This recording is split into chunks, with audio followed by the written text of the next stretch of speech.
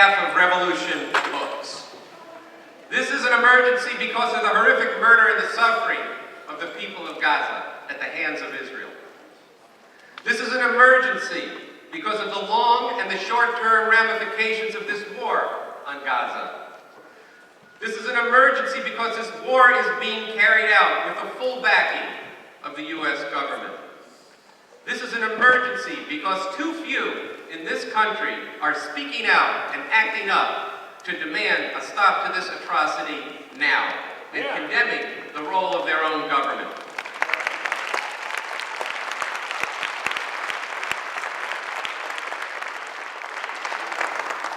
An emergency is a dangerous situation that demands immediate action. We have a full evening tonight, if you've looked at the program. Yet, in the spirit of the urgency of the moment and our task, we're going to do everything we can to end this evening by 9:25, so that you can go out into the night and into the coming days with conviction and determination and do something. And tonight, we have a very diverse panel of speakers, and they are going to make the case that indeed there is a massacre of the people of Gaza that is nothing less than a war crime. As the Palestinian death toll approaches 1,000, where is the culpability for the 43 civilian refugees who were bombed taking shelter in a UN school in Jabalia?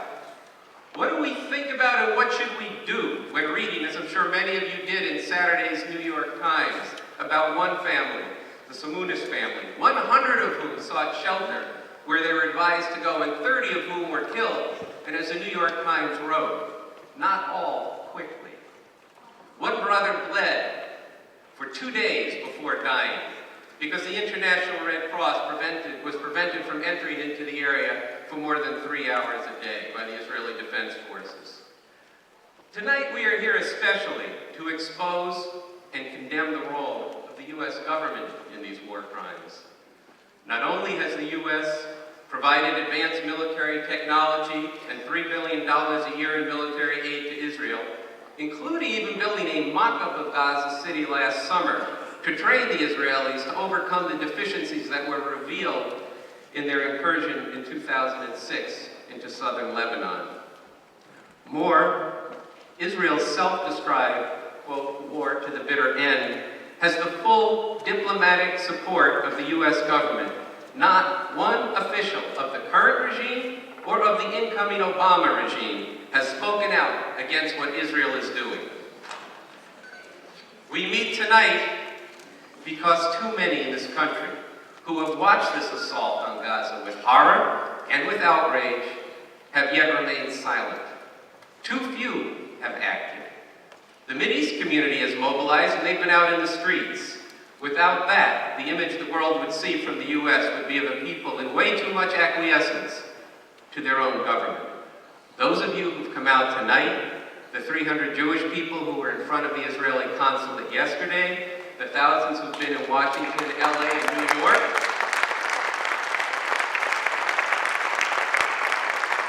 all of this indicates that there's a basis for the kind of resistance that there needs to be around this, but it's insufficient. And the huge gap between the protests around the world and here in the U.S.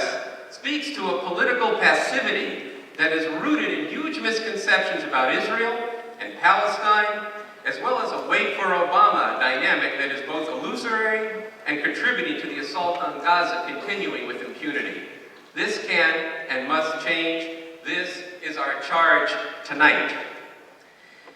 Our speakers bring diverse and very different experiences, very different perspectives, and prescriptions for the future in the Mideast. At the same time, they are all, and we are all, united around demanding that this Israeli slaughter stop and in condemning the U.S. role in these war crimes. And we're united that coming out of tonight, those gathered here need to be a spark and a call to others to speak up and act out and depend, as if the future depends on what you do, because indeed it does.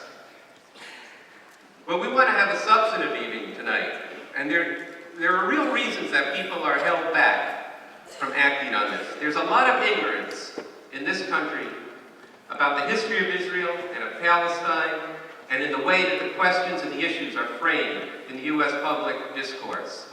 Tonight, our speakers will address and pose in really just an initial way some of the key questions and misconceptions that paralyze people from acting, such as, is Israel acting in self-defense? What about the Hamas missiles? What about Israel's occupation and blockade of Gaza? What about the Israeli settlements on the West Bank? Who started this current round, and why is that not the essence of the matter? Because in reality, what is the it that got started, by whom, and where does the story actually begin? Is what Israel's doing in Gaza a war crime? What about the danger and the present reality of even wider war in the Middle East? What about how the Israeli and Palestine conflict intersects with the larger strategic objectives of what Bush and the incoming administration call the war on terror, which is really nothing other than a war for empire? At least that's our analysis at Revolution Books. What about the choices that people see arrayed in this conflict? People don't want to choose between an imperialist-backed modernity in Israel and the U.S. versus an Islamic fundamentalism, which they recognize is not in the interests of the people of the Mideast or anywhere else for that matter. And they look at this contradiction and they realize that if you support either one, you're reinforcing both of them because they interact with each other and feed on each other. But of course, we live here, and silence here contributes to and is part of supporting what our own government is doing. And last, as I've said a few times, that people are waiting and enthralled to this illusory and dangerous idea that this will be taken care of in 2 weeks. And this does not absolve you from acting now. So, in terms of truth and disclosure here, we're not going to answer all of this tonight, at least in depth. But the speakers are going to be brief, and they're going to touch on these questions and open up the conversation. Each one of these questions could fill an entire evening. And I've extended this invitation privately. I'm now going to extend it publicly. Revolution Books invites each of these speakers to come and spend an evening at Revolution Books and do an entire night on any one of these questions, or frankly, on anything else you want to talk about. That's what we do at Revolution Books. Tonight we're going to touch on these questions and open up the debate from the perspective of acting on what we know is against the interests of humanity. And in a larger sense, this is the mission of Revolution Bookstore, as a store and a place where we fearlessly and deeply investigate all of the world as part of radically changing it. And later in the program, I'll have more to say about the bookstore for those of you who don't know it.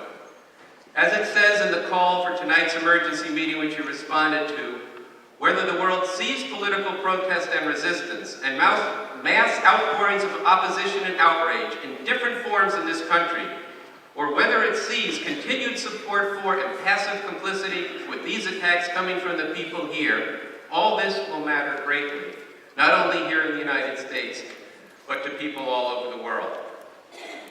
So, we want to begin.